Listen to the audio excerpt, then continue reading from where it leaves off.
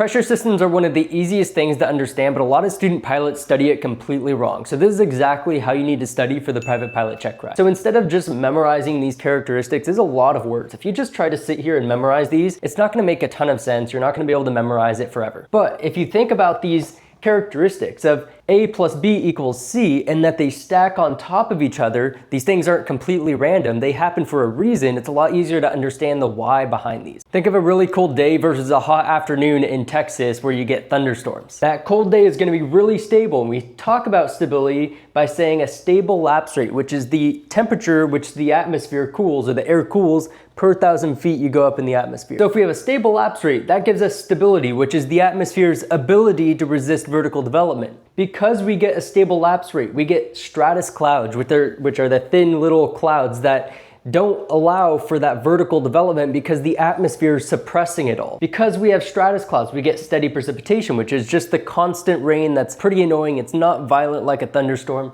it's steady. We have reduced visibility because it's cold, dense air that's being forced down. We get reduced visibility, which is taking the contaminants in the atmosphere and pushing it down. You could still have 10 plus statute mile visibility, but it might look a little bit hazy. We have the air rotating out because high pressure is trying to equalize with the low pressure. Think of pushing on a door. Someone pushing harder is going to win. That's the higher pressure taking over the lower pressure. And it's moving clockwise due to the Coriolis effect, which is the air at the equator is moving faster than the air at the poles, which causes the air to deflect. As the air moves from the poles, it deflects. As the air moves from the equator up towards the poles, it also deflects, which is the cause of the high pressure system rotating clockwise.